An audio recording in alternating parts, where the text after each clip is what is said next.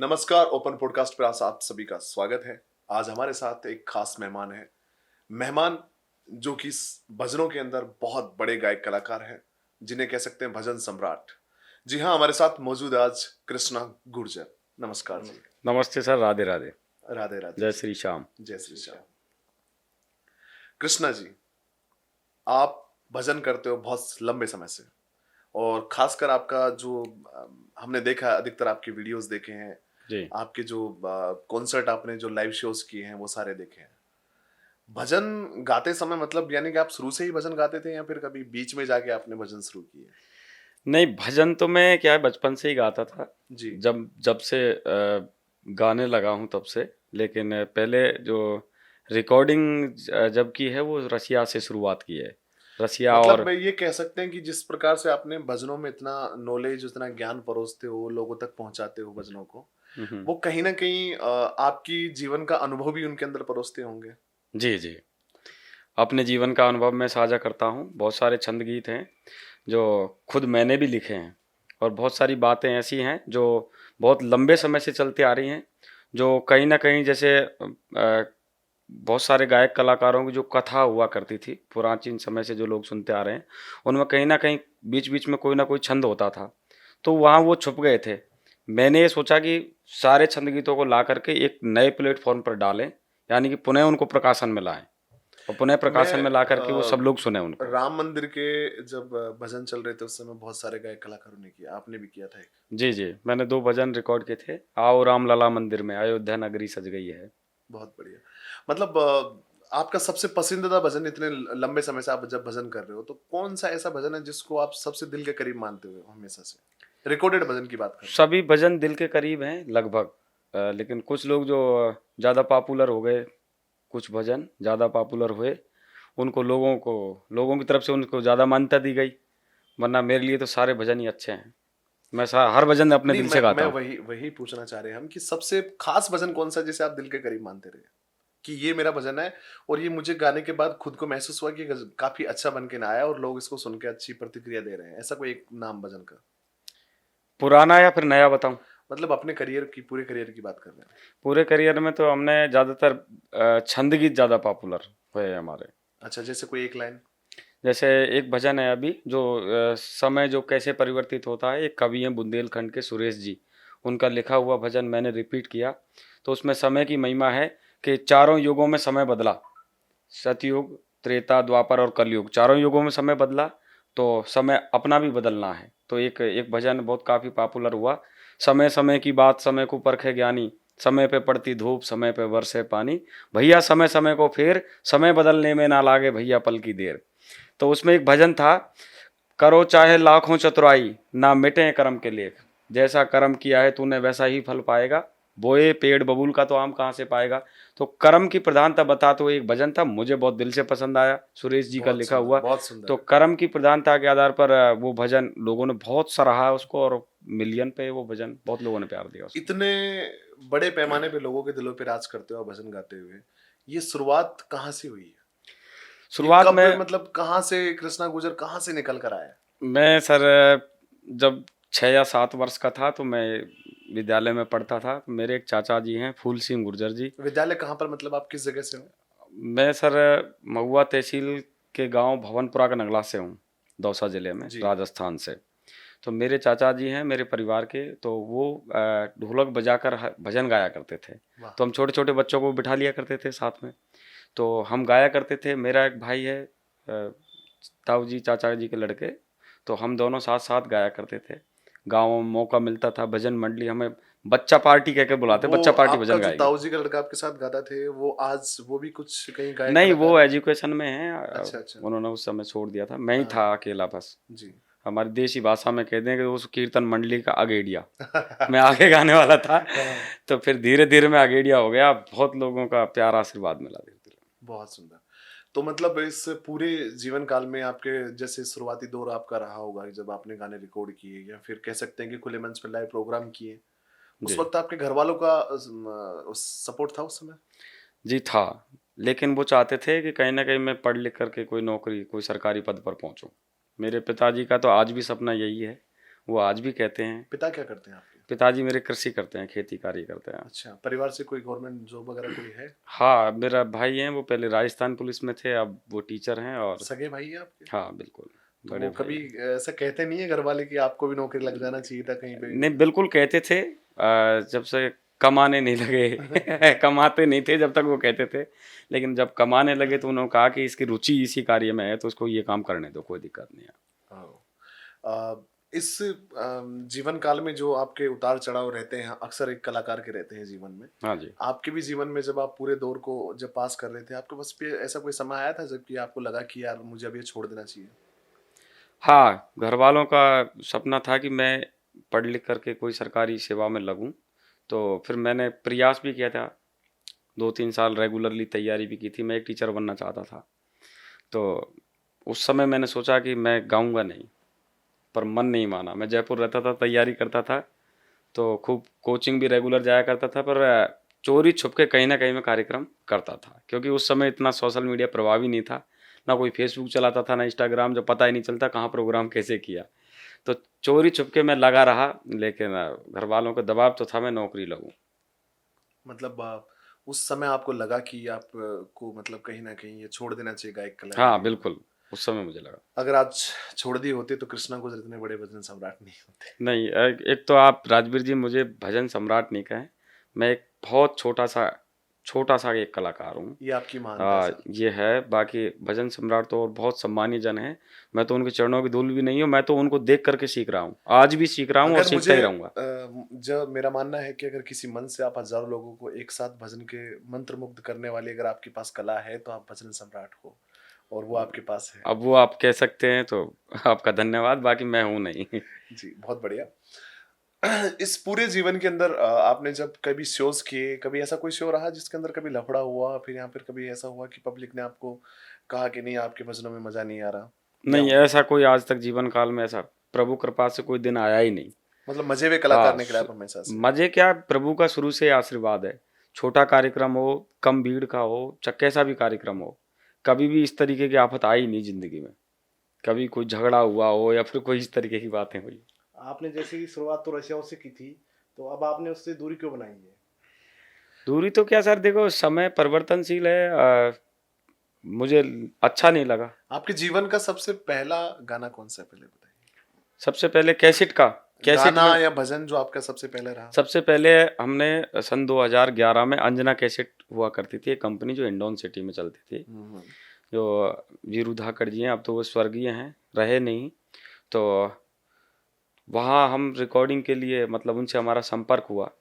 तो एक भाई थे हमारे, भोला गुर्जर, भोला जो कि गुर्जर। आजकल बाबू गप्पी के नाम से बहुत बड़े कॉमेडियन हैं, बिल्कुल। मिलियनों में उनके फॉलोअर्स हैं। तो उनका बहुत बड़ा योगदान रहा है मुझे यहाँ तक लाने में, मैं अंजना कैसेट तक पहुँचाने में उनका योगदान रहा। उनसे मेरी व्यक्तिगत एक कार्यक्रम के दौरान मुलाकात हुई। जी। तो उन्होंने कहा कि आपकी आवाज़ बहुत अच्छी है, आप आइए, हम आपको रिकॉर्ड कराते हैं। तो सबसे पहले, और उन्होंने हमारी रिकॉर्डिंग जयपुर में करवाई। तो एक कैला देवी करौली में मेला लगता है, कैला माता का, तो वहाँ लगता है। उसी समय वो मेला था, चैत्र वैशाख में। तो एक एल्बम थी लांगुरिया कैला माँ की, उसका टाइटल था। सबसे पहला गाना और सबसे पहला एल्बम अच्छा, वही मैंने रिलीज भी हुआ। बहुत बार सुना है ये लांगुरिया। इस सब का मतलब क्या होता है? लांगुरिया, अब हमारे जो जागरण वाले कलाकार तो कहते हैं जो माता जी के आगे लाल ध्वजा लेकर चलते हैं वही लांगुरिया हैं। लांगुरिया बलवीर की जय। तो उस समय जब मैंने बहुत से भजन सुने जिनमें कहीं ना कहीं लांगुरिया का अलग डायरेक्शन होता था, एक भजन जाते जाते किसी और डायरेक्शन में चला जाता था। दौर आपने भी देखा है, केसेट्स का दौर जब हुआ करता था। हाँ हाँ। आप बहुत पुराने कलाकार हो जैसे मेरा नॉलेज है। उस समय उस दौर में आप भजन करते थे, तो आप भी उस प्रकार के भजन करते थे? बिल्कुल मैं करता था। उतनी समझ थी, उतनी समझदारी थी, जैसा माहौल था, जैसा वातावरण था, समय था, उसके अनुसार काम करता था। आपके समय साथ बदला, सोच बदली, तो मैंने अपने आप को बदल लिया। उस समय आपके साथी कलाकार कौन कौन थे? उस समय तो काफ़ी लोग थे। सबसे पहले जो कैसेट लाइन में लेकर आए वो भोला गुर्जर थे भाई। और उसी समय जो देव कसाना जी हैं, मेरे सम्मानीय गुरु जी, वो भी उस समय कैसेट रिकॉर्डिंग करने के लिए ही अंजना कैसेट में गए। तो उनको भी कैसेट रिकॉर्ड करना था, मुझे भी कैसेट रिकॉर्ड करना था। लेकिन भोला गुर्जर जी का इतना हम पर बहुत एहसान है, दोनों पर, कि ये क्या है कि हारमोनियम बजाने में बहुत प्रवीण थे। तो उन्होंने सोचा कि कसाना जी को बोला कि आपको तो हारमोनियम बजाना चाहिए, कीबोर्ड बजाना चाहिए, आपको तो म्यूजिक लाइन में जाना चाहिए, ना कि सिंगिंग लाइन में। तो उस समय हम दोनों का मिलन भी वहीं से हुआ, हिंडौन से ही। तो उन्होंने ही गाइडेंस किया कि ये व्यक्ति हैं जो भाई कृष्णा तेरे को आगे बढ़ा सकते हैं। चाचा जी जो हमारे थे शुरुआती जीवन में, वो तो मेरे साथ ही रहे ही हैं, लेकिन कहीं आगे की और इस तरह की व्यवस्थाओं को अगर कोई समझा सकते हैं तो वो देव कसाना जी हैं। मैंने उसी दिन चरण छू लिए, आज तक मतलब गुरु मैं है अपने, आपके? बिल्कुल, मैं बहुत, मतलब आप इतना मानते हो उनको गुरु मान बहुत लेते हो? ज़्यादा, बहुत ज़्यादा मतलब आपके मार्गदर्शक भी रहे हैं? मेरे मार्गदर्शक भी हैं। और फिर व्यक्ति के जीवन में बहुत सारे गुरु होते हैं, माने तो क्योंकि हर व्यक्ति हर किसी से कुछ ना कुछ सीखता जरूर है। मैंने बहुत लोगों से सीखा है, बहुत लोगों को सुना है, बहुत लोगों को देखा है, तो कहीं ना कहीं हर व्यक्ति से कुछ ना कुछ सीखा है। बहुत लोग मेरे जीवन में गुरु हैं, ये है। तो आपके गुरु जो शायद आपके लिए गाने भी लिखते थे उस समय, बिल्कुल। तो गुरु ने एक ऐसा गाना लिखा था, छाती पे टपका। हाँ हाँ। एक अच्छा। गाना मैंने सुना, आपका देखा मैंने यूट्यूब पर। जिस प्रकार के उस गाने के भाव थे, जिस प्रकार के उसके फील थे गाने के, क्या मतलब क्या प्रतिक्रिया आपकी उसको लेकर? मैं यही तो जैसे बता, कि इसी पॉडकास्ट पे, इसी जगह पर एक पिछला पॉडकास्ट था, हमारे सम्मानीय गायक कलाकार है इंडस्ट्री के बल्ली भालपुर जी, जी उन्होंने एक टिप्पणी करी थी कि रसिया अब सुधर चुका है, और एक दौर था जब रसिया अश्लील तरीके से गाया जाता था। आपने भी एक ऐसा रसिया, बहुत मैंने वैसे बहुत सारे सुने, एक आधी और सुने हैं, वो सब देव कसाना जी ने लिखे हैं। तो गुरु ने जानबूझ के आपको ऐसा रसिया लिख के दिए थे? नहीं, देखो वो दौर ऐसा ही था, वो समय ही ऐसा था, लोग ऐसा ही सुनना पसंद करते थे। आजकल डिजिटल युग है, सब लोग शिक्षित हो गए, धीरे धीरे बदलाव हो गया, गांवों में लोग शिक्षा की ओर अग्रसर हो गए, गांवों में स्कूल खुल गए, सब लोग समझदार हो गए। अब वो पहले था उसको अब सुनना नहीं चाह रहे लोग, तो कलाकार भी बदल गए। ये था उस दौर वो ही इसी प्रकार का था। वो दौर के अंदर कंसाना जी ने बहुत सारे गाने लिखे भी होंगे आपके हाँ, लिए। बहुत सारे गाने तो लिखे। सारे गाने इस प्रकार के थे? अब सारे गाने इस प्रकार के थे। तो मतलब आप मान सकते हैं उस भीड़ का हिस्सा आप भी थे उस समय? बिल्कुल था, इसमें कोई शक नहीं है, मैंने गाया रसिया, इसमें कोई झूठ नहीं है। रसिया की एक बहुत अच्छी पुरानी यादें रही है, आजकल तो कम हो चुकी है, किल्ली मार के रसिया गाना। मैंने जब शुरुआती दौर में रसिया सुने थे तो थोड़ा सुनने में अटपटा वो लगता फर्क था। इतना था, उस समय वो सैम्पलर का जमाना नहीं था। तो सैम्पलर की जो पूर्ति वो कलाकार ही करते थे।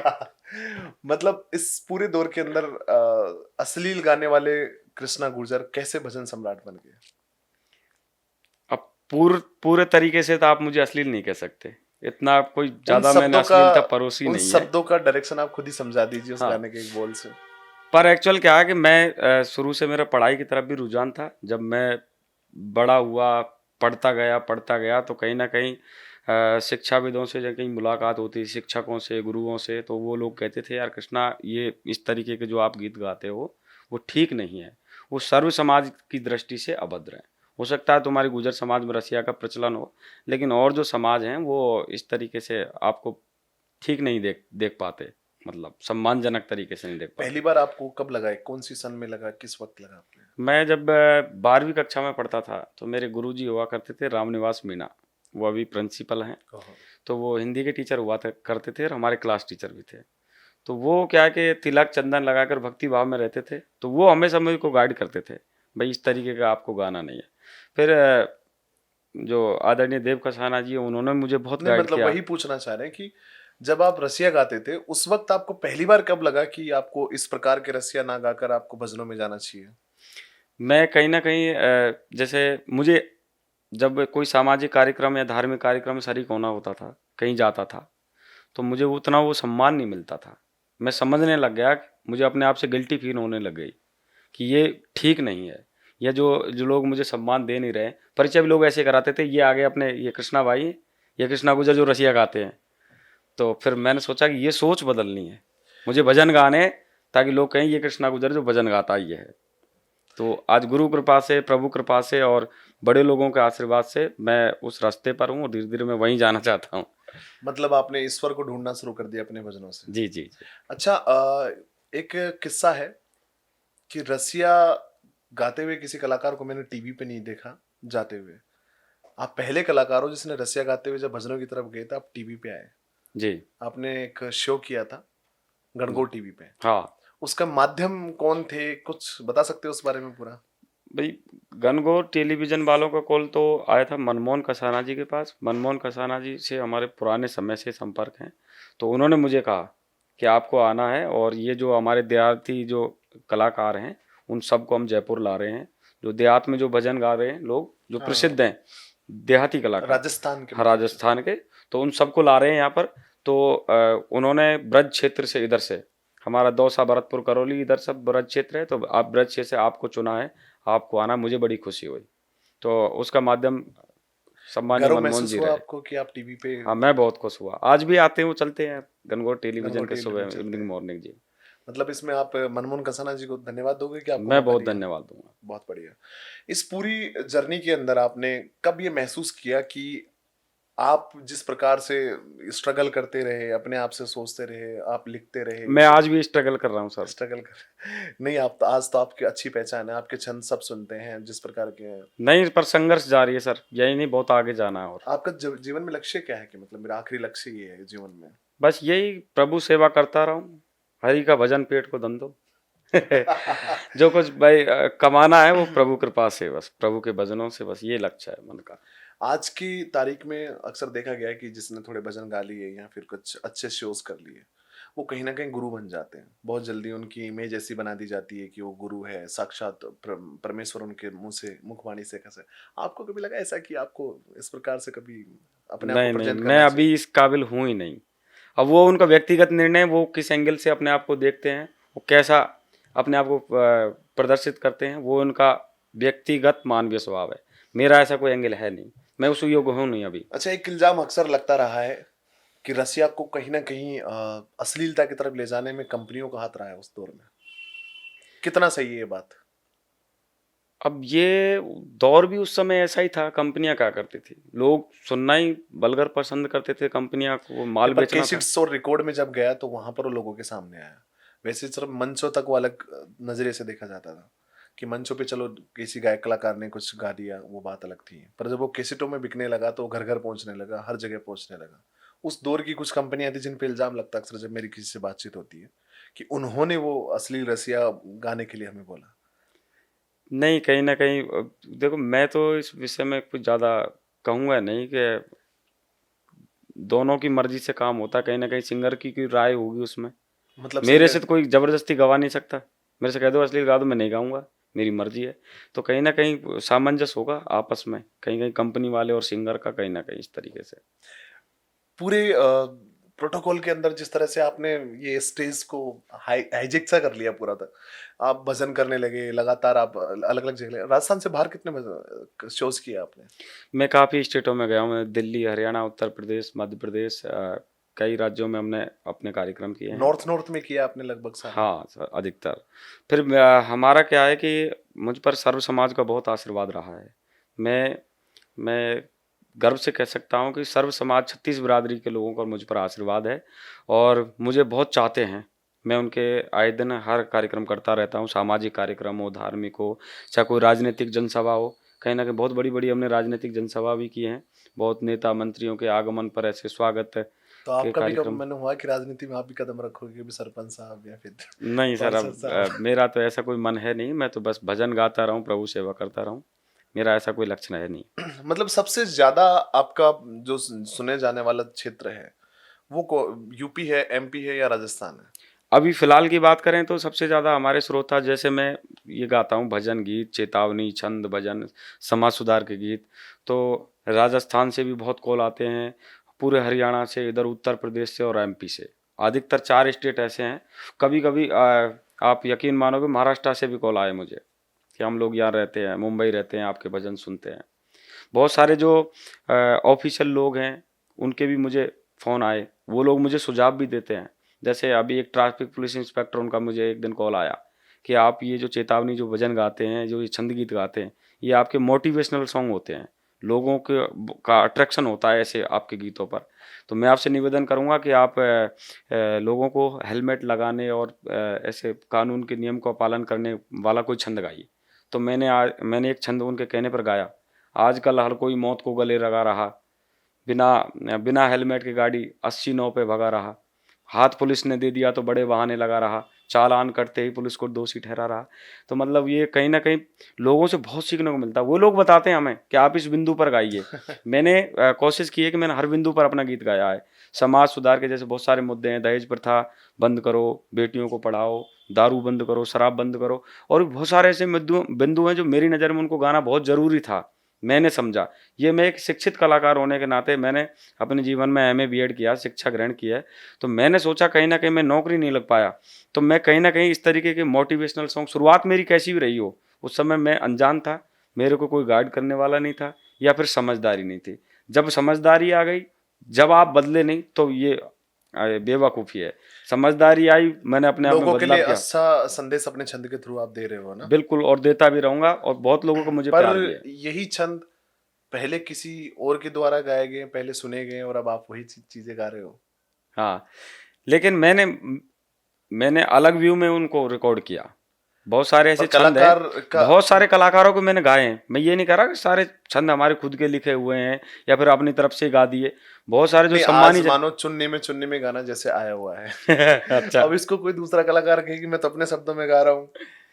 तो ये तो चल रहा है इस तरीके के तो नहीं, आजकल। पर मतलब इसी पे हम पूछना चाह रहे हैं कि जैसे मानो कोई गाना पहले से हिट हो या फिर अच्छा गाया हो किसी ने, और फिर आप उसी चीज को, सेम चीज को अलग तरीके से जाके गा दो, तो कहीं ना कहीं कलाकारों को भी तो समस्या होती है ना। समस्या हुई है, और मेरा तो उद्देश्य ऐसा नहीं था। मेरा उद्देश्य था कि जो बिखरा हुआ सामान है, जो बहुत सारी जो सामाजिक और धार्मिक जो बातें हैं जो जरूरी हैं, बहुत सारे जो हमारे सम्मानीय कलाकार हैं, जैसे आदरणीय हरिराम जी गुजर साहब हैं, आदरणीय कीरत सिंह जी हैं, और बहुत सारे सम्मानीय जन हैं। लेजेंडरी कलाकार है हाँ, सारे। बुंदेलखंड के बहुत सारे कवियों को, कलाकारों को मैं सुनता हूँ, उत्तर प्रदेश के बहुत सारे कवि और कलाकारों को सुनता हूँ।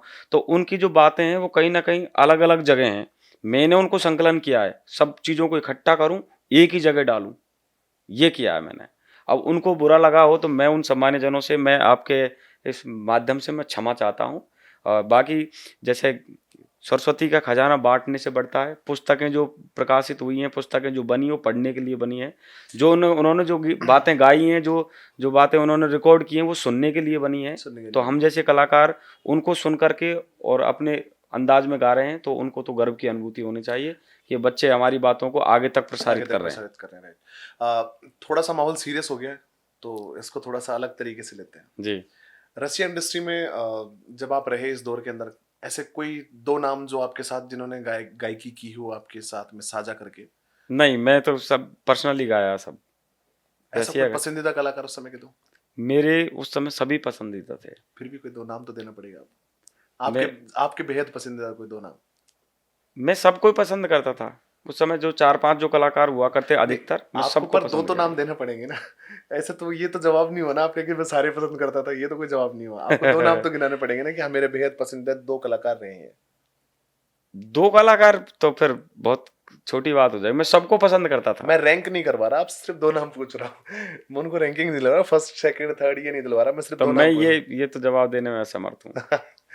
मतलब आप इससे कन्नी काट रहे हो सवाल से। जी। अच्छा। कुछ भी समझिए आप। अब आप इस दौर के अंदर जब रशिया कर रहे थे, तो होता है अक्सर कि आप बेहद लंबे करियर में कहीं ना कहीं कोई प्यार, मोहब्बत, प्रेम कुछ हुआ आपको कभी? मेरे जीवन में ऐसा कोई दौर आया ही नहीं। आप शादीशुदा हो? बिल्कुल। मतलब आप पत्नी वर्ता व्यक्ति हो। बहुत खूबसूरत। मेरे जीवन में ऐसा दौर आया नहीं, क्योंकि मैंने इस तरीके के वातावरण को अपने आप के ऊपर हावी होने नहीं दिया। बाकी कलाकार एक मोहिनी विद्या है, कहीं ना कहीं इस तरीके की वातावरण कहीं ना कहीं आ ही जाता है, लेकिन स्वयं ने उसको वातावरण को अपने आप के ऊपर हावी नहीं होने दिया। दो पसंदीदा कंपनी कोई? मेरी पसंदीदा कंपनी तो जब सीडी कैसेट का ज़माना था, मेरी शुरुआत अंजना कैसेट से हुई है, तो अंजना कैसेट मैं तो कभी भूलूंगा ही नहीं। एक हो गया। दूसरा कोई नाम? उसके बाद हमने सोनोटेक के लिए गाए भजन। दोनों पसंदीदा आपकी कंपनी। हाँ। बहुत बढ़िया। सबसे बढ़िया म्यूजिक किसका लगा आपको? दो नाम कोई, कि जिनके म्यूजिक पे मुझे हमेशा अच्छा लगा, जिनके म्यूजिक पे साथ काम करके मुझे बेहद अच्छा लगा। म्यूजिक रिकॉर्डिंग लाइन कैसे, किस तरीके से पूछना चाह रहे हो आप? म्यूजिक डायरेक्टर का, जिसने बजाया आपके लिए कुछ म्यूजिक अच्छा। मेरा साथ सबसे अधिक साथ दिया देव कसाना जी ने। और दूसरा नाम? और दूसरे तो कई लोग हैं जो अब आज भी मेरा साथ देते हैं। जब देव कसाना जी की अनुपस्थिति में उन भाइयों का बहुत सहयोग मिलता है मुझे।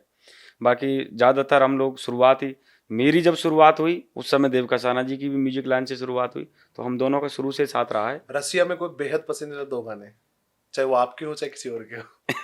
जरूरी नहीं है कि आप अश्लील बताओ, अच्छे गाने भी हो सकते हैं उनमें, 2 कोई बेहद पसंद। मैंने एक गाना गाया, तेरी फूलन की बुरसैट लोगड़ा उड़ाई काचन को, ये बहुत हिट हुआ गाना उस समय। इसके अलावा दूसरा कोई गाना?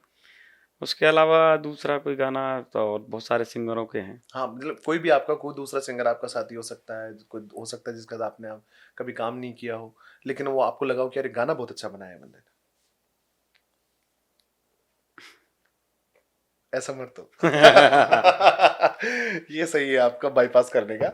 अच्छा, इस पूरे दौर के अंदर कहीं ना कहीं होता है कि कोई फीमेल कलाकार भी आपके साथ कभी रही है, कोई ऐसा कोई नाम लाइव प्रोग्राम में, रिकॉर्डिंग लाइन में? रिकॉर्डिंग लाइन में? रिकॉर्डिंग लाइन में तो कोई फीमेल कलाकार साथ गाया नहीं कभी भी। और लाइव लाइव फंक्शंस में कोई? लाइव प्रोग्राम में तो हम लोग माता जी के जागरण करते हैं, खाटू श्याम जी के जागरण करते जी। हैं, तो बहुत सारी हमारी जो महिला कलाकार हैं वो आती रहती हैं, बहुत सारी कलाकारों का साथ मिलता ही है। अच्छा, बॉलीवुड में कोई बेहद पसंदीदा 2 सिंगरों के नाम कोई जिन्हें मैं आप फॉलो करते हो, कभी सुनते हो कि हाँ इन्हें देख के मैं आज यहाँ तक इस मुकाम तक कोशिश करके पहुंचा हूँ? नहीं, मैंने बॉलीवुड के ज़्यादातर सुना नहीं है, नहीं मैंने देखा है बॉलीवुड को अधिकतर। कमाल है। हाँ, आप ऐसे मुझे हमारी पहले दुनिया व्यक्ति मिले हो देसी जो बॉलीवुड देहाती जिन्होंने रही है। देखा ही नहीं है। हाँ हाँ बिल्कुल। अच्छा, कोई फीमेल सिंगर जिनको आपने कभी सुना, बीच में किसी का भजन सुना और आपको बहुत अच्छा लगा, किसी 2 नाम ऐसे? हिंदी भजन या फिर कैसे? भजन तो कैसे भी हो सकते हैं ना। बहुत सारी फीमेल कलाकार हैं जिनको मैं सुनता हूँ रेगुलरली, पर्टिकुलरली किसी का नाम नहीं दूंगा क्योंकि मैं सबको सुनता हूँ। मतलब आपके सारे सवाल पेपर की तरह लिपटे हुए बोल हैं जिसको पूरा तोड़ मरोड़ के आप हमेशा अपने जवाब से मुकर जाते हो। अच्छा,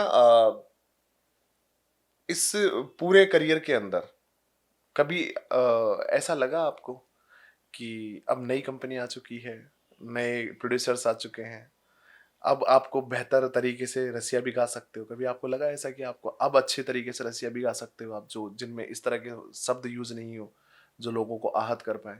नहीं, पहली बात तो मैं रसिया गाऊंगा ही नहीं, मेरा ऐसा कोई लक्ष्य जीवन है में नहीं। नहीं गाओगे? अच्छा, मेरा भजन? सिर्फ भजन करने का है, और अब सोशल मीडिया का ज़माना है, बहुत सारी कंपनियां हैं जो अभी इस मार्केट में हैं और उनका बरकरार सहयोग मिलता रहता है। बाकी अभी मैं फ़िलहाल ज़्यादा से ज़्यादा अपने चैनल के लिए गाता हूँ, कृष्णा गुजर ऑफिशियल, जहाँ हमारे छंद गीत रिलीज़ हो रहे हैं, क्योंकि लोग अधिकतर ऐसी बातों को सुनना ज़्यादा पसंद कर रहे हैं। फिर लोगों की डिमांड ये भी आ रही है कि चलो आप छंद गीत तो गा ही रहे हैं, इसके साथ आप कुछ हिंदी भजन भी गाइए, तो अभी हम नए हिंदी भजन अच्छा, कर मैं रहे हैं। आपको जैसे एक रैपिड सवाल पूछता हूँ फटाफट से, आपको एक शब्द में उन लोगों को डिफाइन करना है, मतलब आपको सिर्फ जवाब एक शब्द में ही देना है कि कहने मतलब जैसे कि बहुत अच्छे हैं ये, जैसे भी हैं वैसे भी, लेकिन सेम जवाब आपको नहीं देने सबके, है ना, सबके अलग अलग जवाब देने हैं। मैं नाम गिनाऊंगा, भरत कसाना। भरत कसाना बहुत अच्छे व्यक्ति हैं, बहुत बढ़िया, बहुत बेहतरीन व्यक्तित्व है, और मेरे टेक्निकल गुरु भी हैं। बहुत मेरे बढ़िया। सामने जो कोई समस्या हो जाती है, मैं नहीं कर पाता हूँ, तो लास्ट ट्रांसफर होकर के कंप्लेंट मेरी भरत जी के पास ही जाती है कि अजीत वो अजीत सुलझाएंगे। अजीत मैसला, बहुत अच्छे, बहुत अच्छा व्यक्ति है, बहुत बढ़िया भाई है नरेश हमारा। दर्मा, नरेश दर्मा जी बहुत बेहतरीन शानदार व्यक्तित्व के धनी है, धर्म सिंह पोसवाल। बहुत बेहतरीन है। मैं सब भाइयों से मिला हूँ, सब लोग अच्छे हैं मेरे सेम लिए। जवाब दे रहे हो आप। जवाब बदलने पड़ेंगे बताओ बुरा किसको कहूँ, मेरे साथ किसी ने बुरा किया ही नहीं। नहीं, बुरा तो नहीं, लेकिन एक अलग व्याख्या तो हो सकती है ना, आप किस तरीके से उनका व्यक्तित्व देखते हो? मैं बहुत अच्छे तरीके से देखता हूँ, मेरा नजरिया पॉजिटिव है, मैं सबको अच्छे तरीके से सोचता हूँ और आपका देखता सही हूँ। है, हर जवाब को हाँ लपेट दो। हाँ, मेरा पॉजिटिव व्यू है, मैं सब लोगों को अच्छी दृष्टि से देखता हूँ, मुझे सब अच्छे नजर आते हैं। राजवीर बस्सी, राजीव गांधी मेरे सामने है, अभिनेता है, गोल मोल घुमाने वाला व्यक्ति है, मेरे सामने है। ये ऐसा जवाब देना है आपको। तो इस पूरे जीवन के अंदर आपको कभी लगा कि अभी मेरे जीवन में मैं कुछ ऐसा लिखूंगा जिससे मैं अमर हो जाऊं हमेशा के लिए, और वो वाइब आपको कहीं से आने लगी है जीवन में? कभी आपको लगा कोई इंस्पायर चीज होने लगी आपके साथ? अक्सर लोगों को देखा है कि वो एक किस्सा बताते हैं कि जिसकी वजह से उनको लगता है कि वो बेहतर करेंगे और ज्यादा बेहतर करेंगे, क्योंकि लोग कोई गुरु मानते हैं, किसी की इष्ट को मानते हैं, भगवान को मानते हैं। ऐसा मानकर आपको लगा कि अब जीवन में कुछ बहुत बेहतरीन करने वाले हो आप? मैं बस ये है कि मैं ये चाहता हूँ कि सर्व समाज 36 बिरादरी के लोगों में अपनी ऐसी पहचान बनाऊं कि ये वो लोग जहाँ मैं मिलूं तो मुझे धन्यवाद दें, वो कहें कि शाबाश बेटे, आपने बहुत बढ़िया काम किया, आप बहुत अच्छा कर रहे हो। और अभी भी मैं जाता हूँ पब्लिक में तो वो लोग मुझे कहते हैं आप बहुत अच्छा कर रहे हो, आप जो अभी जो समाज सुधार के जो गीत गा रहे हो, आप इसी राह पर चलते रहना, आप बहुत आगे जाओगे। तो मैं यही करना चाहता हूँ कि मैं सर्व समाज 36 बिरादरी के लिए अपने मोटिवेशनल ऐसे गीत लाता रहूँ, ताकि समाज में जो व्याप्त कुरीतियाँ हैं, समाज में व्याप्त जो कमियाँ हैं, उनको मैं अपने गीतों के माध्यम से उजागर करूं और उन लोगों तक समझाऊं। हालांकि हर व्यक्ति समझदार है, लेकिन मैं अपने गीतों के माध्यम से, संगीत थोड़ा ज़्यादा समझ में आता है, जी। तो संगीत के माध्यम से उन कमियों को गाऊं तो लोगों को ज़्यादा समझ आ जाए। तो मेरा लक्ष्य यह है कि अंतिम समय तक मैं ऐसे ही गीत गाता रहूं, भक्ति के, समाज सुधार के। मेरा लक्ष्य भी यही जीवन का।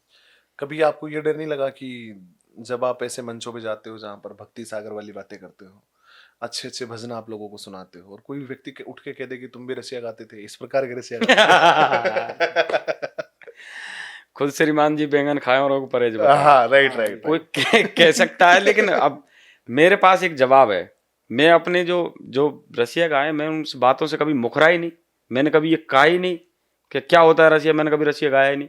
मैंने रसिया गाया है। मैंने पहले भी आपको पहले भी बताया था, वो दौर ऐसा ही था, समझ ही उतनी थी, विचारधारा ही उतनी थी, और शिक्षित तो थे ही नहीं, बचपना था। लेकिन जब धीरे धीरे बड़े हुए, शिक्षा आई, समझदारी आई, सामाजिक लोगों से मिले, गांव से बाहर जाने लगे, तब जाके ये सोच यहाँ तक बनी। तो मैंने आपको अपने आप को बदल लिया समय के अनुसार। अभी आप जॉइंट फैमिली में रहते हो या अलग रहते हो? जॉइंट फैमिली है, परिवार। 2 भाई हो आप, है ना? नहीं, हम 3 भाई हैं। 3 भाई है, तीनों भाई मेरे से साथ में 2 रहते बड़े हैं? भाई हैं और तीनों साथ रहते सब हैं? लोग साथ रहते हैं। तो माता पिता की उम्र क्या होगी आपकी लगभग? पिताजी 70-72 वर्ष उम्र है। तो अभी वो जीवित है? हाँ, पापा जी माता अभी जी भी पूरे, हाँ, दोनों हैं, और अभी आशीर्वाद दे रहे हैं हमें। सेवा कर रहे हो? बढ़िया। हाँ, सेवा कर रहे हैं। वो कहते रहते हैं, पापा जी तो अभी भी कहते हैं कि अभी भी नौकरी लगना है। मतलब अभी उन्होंने जिद वो शुरू से लेकर अभी तक छोड़ी नहीं है। हाँ वो अभी भी यही चाहते हैं कि हमारा बेटा काश नौकरी लगे तो ज्यादा बेहतर होता है। हाँ, पहले कुछ ज़्यादा थी, लेकिन जब से मिसेज का नौकरी लगी है, मिसेज मेरी टीचर हैं, तो जब से नौकरी लगी है तो उनको थोड़ी सी संतुष्टि है। घर में एक व्यक्ति तो सेटलमेंट हो गया, चलो ये इधर गाता बजा, उनकी नज़र में, उनकी भाषा में कभी वो गाता बजाता घूमता है, तो गाता बजाता घूमता हूँ तो उनको कहीं तसल्ली है कि उनकी बहू नौकरी में है। अच्छा। राम मंदिर में आपने दान दिया था? बिल्कुल दिया था। कितना दान दिया था आपने? 2100 रुपये 2100 पिताजी के नाम से। पिताजी के नाम से? हाँ, ऐसा कभी हुआ जीवन में कि कोई कार्यक्रम हुआ और आपने फ्री ऑफ कॉस्ट काम किया उसमें? बिल्कुल किया है, बहुत सारे। मेरी ऐसे धार्मिक कार्यों में बहुत रुचि रहती है, और कभी मैं ज़्यादा दिखावा करता नहीं सोशल मीडिया पे कि मैं आज ये कर रहा हूँ, वो कर रहा हूँ। मैं मन से प्रभु की जो सेवा बन जाए मैं करता ज़रूर हूँ। बहुत जगह ऐसे धार्मिक कार्यक्रम हुए हैं, बहुत से ऐसे धार्मिक भोजन प्रसादी भंडारे हुए हैं, जहाँ मैं कहीं ना कहीं प्रभु कृपा से वहाँ मैं एक पात्र बना हूँ। मैंने तो क्या दिया है, वो प्रभु की कृपा से कहीं ना कहीं उन्होंने मुझे बुद्धि दी कि ये काम करना है, बस ये है। मैं तो एक माध्यम था। फिर एक बीच में रैपिड फायर लेके आते हैं अपन। इस बार थोड़े से सेम सेम जवाब ना देने की कोशिश करना। आप बेहतर होगा कि आप उनको अलग अलग जवाब देने की कोशिश करो, चाहे बुरा मत बताओ, जरूरी अच्छा। है ना? कर्नल किरोड़ी सिंह बैंसला बहुत सम्मानीय है। कैसे व्यक्ति मानते हो आप उनको? बहुत समाज के मसीहा, और जिन्होंने समाज को नई दशा अमर रहेंगे दिशा हमेशा प्रदान आपकी करी। नजर में? हमेशा अमर रहेंगे ना? मेरी नज़र में क्या, पूरे समाज की नज़रों में। कभी आपने उनके ऊपर कोई गीत लिखा? मैंने बहुत सारे गीत उनके गाए हैं, जब वो आंदोलन कर रहे थे और जब वो समाज को एक नई दशा दिशा दे रहे थे, तब भी उस समय हमने आंदोलन के समय भी जहाँ जहाँ धरना स्थल थे, जहाँ जहाँ हमारी ज़रूरत पड़ी समाज को, हम लोग गए, खूब उनका मतलब मनोबल सचिन बढ़ाया। पायलट? हाँ, सचिन पायलट साहब बहुत अच्छे नेता हैं। किरोड़ी लाल मीणा जी? किरोड़ी लाल मीणा जी का व्यक्तित्व बहुत शानदार है, वो एक सामाजिक नेता मुझे बहुत अच्छे लगते हैं। और आपके क्षेत्र में विश्वेंद्र जी हैं, एक बड़े नेता। हाँ, बहुत दबंग लीडर हैं।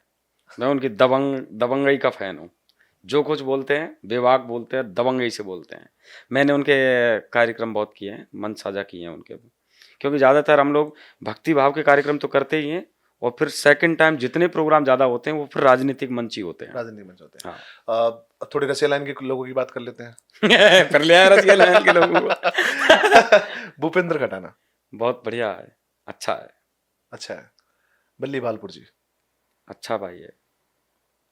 अजीत कटारा? अजीत कटारा? सब अच्छे हैं मेरे लिए। जैसा देखो, ऐसा है, वो जो जैसा वो प्रोफेशन कर रहे हैं, मेरा उनसे थोड़ा अलग। रामधन गुजर जी? सब बढ़िया है। रामधन जी बहुत अच्छे हैं। सुनील जी? सुनील जी बहुत बढ़िया है। दिनेश जी? अच्छे हैं। आप हर जवाब सेम क्यों देते हो? मुझे सब ये अच्छे कॉपी लगते पेस्ट हैं। कॉपी पेस्ट कॉपी पेस्ट नहीं है। अब फिर रसिया मैं बुरा उनको क्यों लगा? अच्छे एंगल से देखता हूँ, मेरी नज़र में वो अच्छे हैं। उनकी जो गाने बजाने की शैली है, मुझे उससे कोई मतलब नहीं है। मेरे उनसे मतलब एक मेरी तरह मैं उनको देखता नहीं, हूँ। मतलब हमारा पूछने का ये नजरिया नहीं होता है कि आप उसका नेगेटिव जवाब दो। पॉजिटिव में भी सबकी व्यक्तित्व को आप अलग अलग शब्दों से व्याख्यान कर सकते हो कि इस व्यक्ति का व्यक्तित्व ऐसा है, ये नटखट है, ये थोड़ा ऐसा है। इस तरह के जवाब भी आप दे सकते हो। जरूरी नहीं है कि आप एक सेम जवाब को भी पेस्ट करो हर जगह पे। नए दौर के एक लेखक हैं, डीजी मावई, जी, और शायद आप उनसे मिले भी हो। मैं उनसे पहली बार कल ही मिला हूँ। कल ही मिले हो ना? मैं इसलिए नहीं बता रहा, आप कह रहे हो बार बार कि सेम सेम कॉपी पेस्ट, जितने भी आपने नाम लिए हैं।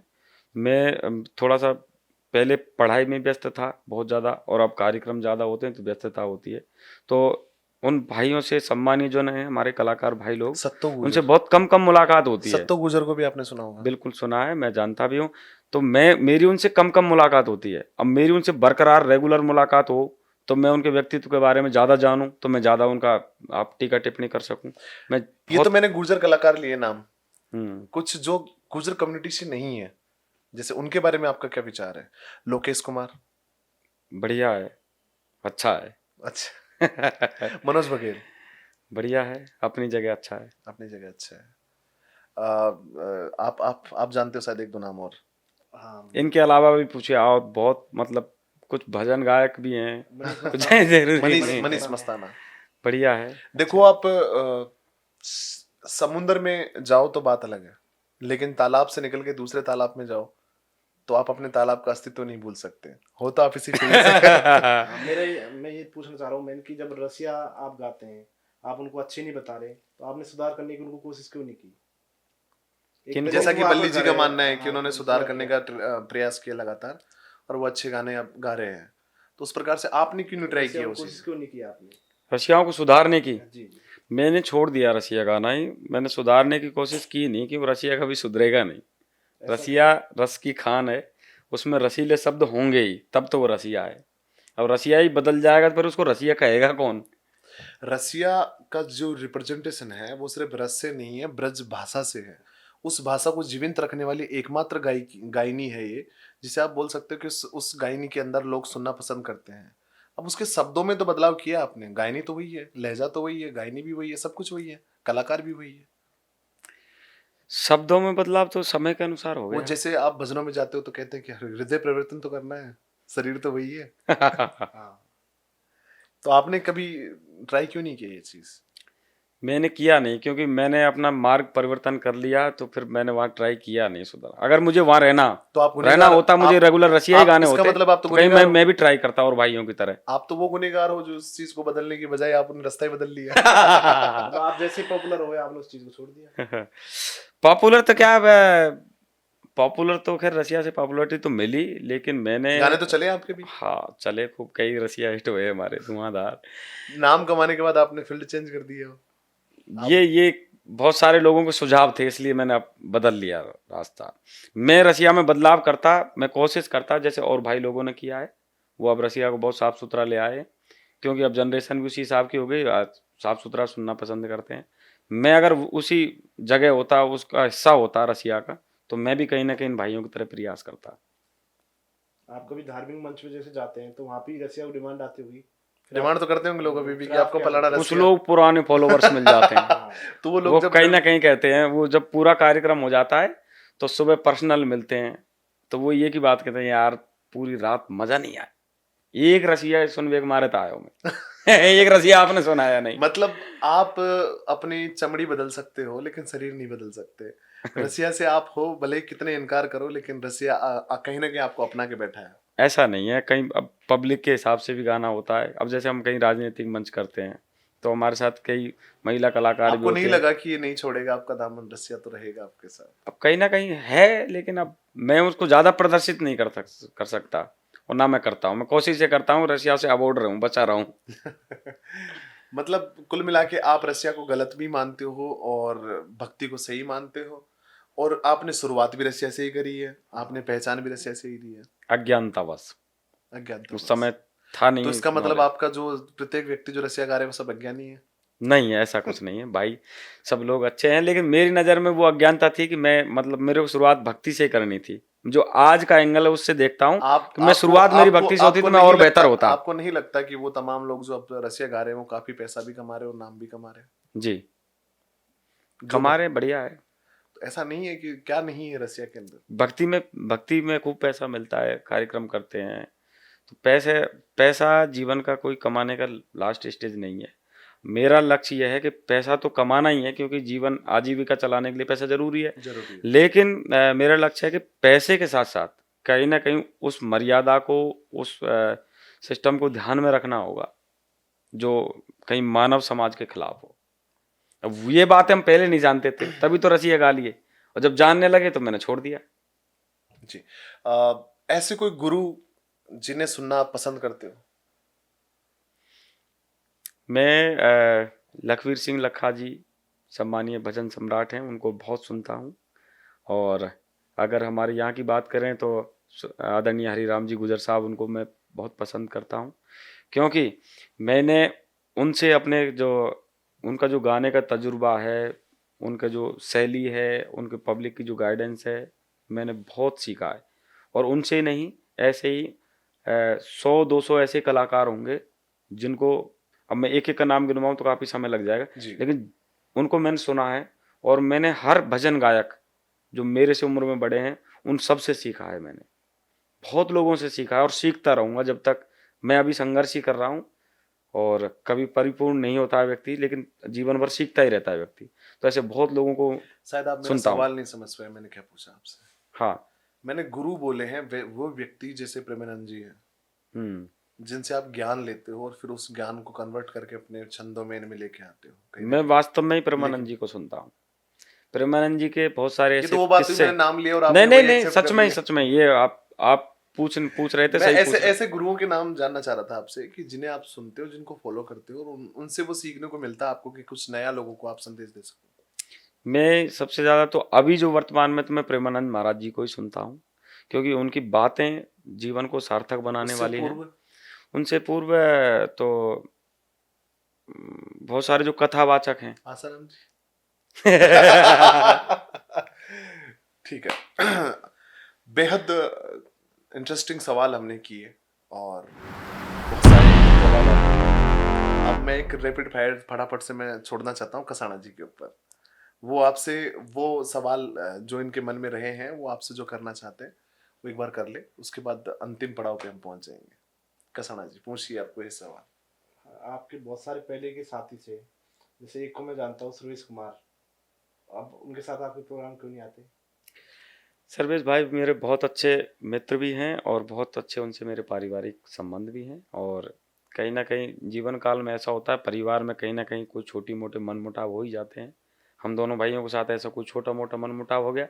मेरा अभी भी उनसे बहुत अच्छा प्रेम संबंध है। मेरे घर वो आते हैं, मैं उनके हर कार्य में जाता हूँ, वो मेरे पास आते हैं। लेकिन अब सबका मतलब वो भी भाई हैं हमारे, और वो भी हमारे जैसे ही कार्यक्रम करते हैं। तो ऐसा माने कि वो अपने स्तर से अपने कार्यक्रम डील करते रहे, मैं अपने स्तर से कार्यक्रम। जहाँ कहीं पब्लिक को आवश्यकता होती है, यहाँ कृष्णा गुजर भी चाहिए, यहाँ सर्वेश भाई भी चाहिए, तो हम दोनों खूब साथ कार्यक्रम करते हैं और करते भी रहेंगे। ऐसा कुछ नहीं है। सिर्फ केवल डिमांड पे। डिवाइडेशन ऐसा है, वो अपने स्तर से अपने पार्टी चलाते हैं, वो भाइयों को, साथी कलाकारों को लेकर के कार्यक्रम करके आते हैं। वैसा ही मैंने बना रखा है, जहाँ पब्लिक को जरूरत होती है एक साथ आ जाते हैं। तो बात रही होगी, अगर धुआं उठ रहा है तो आग भी लगी होगी। हाँ, ऐसा कुछ तो हुआ होगा कि जिन चीजों को लेकर आप खुल के बात नहीं कर रहे हो, क्योंकि हमारा ये पॉडकास्ट है ये ऐसा है कि जहाँ आप खुल के बात कर सको आप। नहीं, ऐसा कुछ नहीं है। कुछ ना कुछ कहीं ना कहीं गलत फहमी का शिकार हो गए दोनों। मेरे मन में भी उनकी किसी बात को लेकर के गलत फहमी थी, और उनको भी। तो बस अगर गलत फहमी का ही शिकार थे, आपको ये लगता ही है, तो फिर उस गलत फहमी को दूर कर ही चुके होंगे फिर आप तो। जब कर ही चुके होंगे तो फिर बात रही नहीं है। लेकिन ऐसा अभी भी बात तो रह रही है ना, मतलब कहीं ना कहीं बात तो अटकी हुई है अभी भी। कहीं ना कहीं वो बात ये है कि मेरा और उनका साथ बहुत रहा है। वो मुझे भली भांति जानता है, मैं उनको भली भांति जानता हूँ। तो कहीं ना कहीं उसका व्यक्तित्व भी ऐसा है, मेरा भी व्यक्तित्व ऐसा है। ना वो कम है ना मैं कम हूँ। मेरे अंदर भी कमियों का बहुत सारा भंडार है। कहीं ना कहीं मैंने भी कोई ऐसी उनको छोटी बात सुना दी होगी जिसको कहीं ना कहीं उनके मतलब मन आप में एक्सेप्ट आज भी करते हो कि गिल्टी होगी। गलतियां तो आपसे हुई है। आपने बहुत सारे छंद या भजन गाए पुराने कलाकारों के, तो आपने उनको पर्याप्त क्रेडिट नहीं दिया। नहीं, मैं देता हूँ। देखिए, जो जिनके मैंने छंद गाए हैं, पहली बात तो मैंने अपना छंद शुरू करने से पहले ही उनका नाम, जैसे मैंने आदरणीय हरिराम जी गुजर साहब का कई छंद गाए हैं, तो उनको मैं पहले परिभाषित किए हैं कि ये छंद पहले हरिराम जी गुजर साहब ने गाए हैं और अब मैं अपनी आवाज़ में सुना रहा हूँ। ये तो अब किया होगा ना, स्वर्गीय तो आप कीरत पहले सिंह नहीं जी। किया ना? की उसके बाद किया आपने पहले नहीं तो। किया ना आपने ये तो कैसे? अब करना शुरू किया आपने क्रेडिट देना, तो शुरुआती दौर में तो नहीं दिए ना आपने। नहीं, शुरुआती दौर में मैंने गाए ही नहीं। शुरुआती दौर में मैंने उनका कोई ऐसा पार्ट रिकॉर्ड किया ही नहीं। जब मैंने किया तो उनका नाम लिया। जैसे स्वर्गीय कीरत सिंह जी गुजर साहब के हमने एक छंद गाया, सूनी नार बिना बरतार, बिना नीर के नदिया सोनी। तो मैंने पहले अपने छंद को शुरू करने से पहले ही उनका नाम लिया है। वो तो सब बहुत सम्मानीय है सर, वो तो बहुत आदरणीय है। उनको देख देख करके, उनको सुन सुन करके हम लोग बड़े हुए हैं। वो तो जीवन जीवन पर्यंत हम लोगों के मार्गदर्शक रहेंगे और इस तरीके से मैं तो बहुत सम्मान करता हूँ उनका। क्या आपकी कभी अब गुरुजी देव प्रसन्ना जी से भी अनबन हुई है किसी बात को लेकर? ये फंस गए गुरु आप। अब बताना पड़ेगा आपको क्योंकि एक वीडियो को लेकर के एक कार्यक्रम करने हम अलवर गए थे, तो वहाँ आदरणीय हरिराम जी गुजर साहब भी थे और हमारा भी कार्यक्रम था। तो एक वीडियो थी, हमारा देशभक्ति नोक झोंक होती है कार्यक्रम में कि कुछ देशभक्ति सारियाँ वो सुना रहे थे, कुछ हम सुनाए। तो ऐसी एक वीडियो थी जो उनके छोटे भाई हैं हरवीर कसाना, उन्होंने अपने मोबाइल में ले ली। तो उन्होंने मेरे कहा कि हम इसको अपने चैनल पर डालेंगे। मैंने भी कहा मैं भी अपने चैनल पर डालेंगे। तो वो इस बात को लेकर मेरे से नाराज हो गए, जब हमने तेरे को पहले कह ही दिया था कि हम इस वीडियो को डालेंगे देशभक्ति गीत को, तो आपने क्यों डाला? अब बचपना तो था ही, तो गुरुजी के बराबर तो कैसे विवेक हो सकता है। तो नादानी, बस कुछ ना कुछ छोटा वाक्य ऐसा मैंने कह दिया, मुझसे वो नाराज हो गए। छोटे वाक्य आप ही क्यों कहते हैं चरणों में हमेशा? गिर करके वापस बना लिया। गुरुजी को नहीं, कैसे पर छेड़ आप सकते हैं छोटे बताओ? छोटे वाक्य आपके मुंह से क्यों निकलते हैं हर बार? जैसे पिछले वाक्य में भी आपने बोला कि मेरे मुंह से कुछ ऐसा छोटा वाक्य निकल गया, इस बार भी आपने मेरे मुंह से छोटा वाक्य, मतलब आप थोड़े गुस्से हो। मेरा थोड़ा सा तेज स्वभाव है, लेकिन मैं कहीं ना कहीं दूसरे पर गलती आपकी थोपने के आपकी बजाय भाषा पे मतलब आप पे मैं कंट्रोल मानता हूं नहीं कि है। मैं भी कहीं ना कहीं गलत हूं। मैं मानता हूं, ये स्वीकार करता हूं, कहीं ना कहीं मैंने भी गलत किया होगा, सामने वाले को बुरा लगा होगा। जी, मैं उनको बुरा बजाने के बजाय मैं अपने आप को बता रहा हूं, बता रहा हूँ। कहीं ना कहीं मेरी गलती रही होगी। तो कसाना जी कहीं ना कहीं नाराज हो गए, कुछ दिन नाराज रहे, फिर चरण पकड़ के वापस मना लिए। ऐसा चाहते हैं, जाएंगे कहाँ? गुरु चेले की जोड़ी एक पिता पुत्र जैसी होती है, बेटे का बाप से लड़ाई झगड़ा हो ही जाता है। जीवन में कोई ऐसे कलाकार का लगता है कि जिसके साथ मैं कोलैबोरेशन करूं, आप उनको सुनते हो और आपको लगता है कि मैं उनके साथ गाना कोई करूं, कोई भजन करूं उनके साथ? या स्टेज पे करे ऐसा हो? बहुत सारे, मेरा लक्ष्य तो ये है कि बहुत सारे, जैसे अब श्याम जगत में बहुत सारे सिंगर गा रहे हैं। अब यही तो आपकी एक प्रॉब्लम है, सबका नाम लेते हो आप, एक नाम पूछते हैं हम आपसे और सबका नाम ले देते हो। ऐसा नहीं, कोई एक व्यक्ति जिसका आप सोचते हो कि ये मेरे लिए एक ऐसा है कि इसके साथ तो मैं करना ही चाहता हूँ भविष्य में काम, कभी अगर मौका मिले तो मैं इसके साथ जरूर करूँ। मैंने अभी ऐसा कोई सोचा नहीं है। आप जवाब देना ही नहीं चाहते। हाँ, आपका कोई ऐसा विवादित गाना जिसपे बहुत ज्यादा बवाल मच गया हो, या लोगों की कॉल आए हो या धमकी आई हो? हाँ, कभी जीवन में ऐसा कोई वाक्य? नहीं, मेरा ऐसा कोई गाना विवादित रहा नहीं जो अभी कभी। सबसे पहली बात तो हमने जो बातचीत करने का जो तरीका है, तजुर्बा है, वो हम कोई भी हमारे पास कॉल भी आता है तो बड़े, वो गाली भी देता है तो बड़े प्रेम से हम सुनते हैं। वही हम तो हमने कभी ऐसा कोई कभी कभी ऐसा कोई विवाद किया नहीं जो बवाल मच गया हो। आते हैं, बहुत सारे कॉल आते हैं। कलाकार के जीवन में अभी अगर मैंने बवाल अभी नहीं एक मचा छंद गाया कि बहन भांजी को ना माने स्वागत करते साली के। आजकल के लोग ऐसे हैं जो बहन भांजी को नहीं मानते हैं। एक छंद गाया, बहन भांजी को नहीं माने स्वागत करते साली के, आजकल 100 में से 90 चमचा हैं घरवाली के। तो इस छंद को लेकर के बहुत ज्यादा कॉल आते हैं। वो कहते हैं कि तू भी शादीशुदा, तू भी चमचा होगा। वो कमेंट्स इस प्रकार से भी आते हैं कि ये बता तू 10% में है या फिर 100%, 90% में है। अभी तो ये गाना, ये छंद बहुत विवादित रहा मेरा। अभी ताजा कोई रिकॉर्डिंग चल रही है आपकी? हमारी HPS कंपनी है एक भक्ति, अभी जो एक चैनल है नया लॉन्च हो रहा है भक्ति का। HPS HPS कंपनी है और नोहरा म्यूजिक कंपनी है।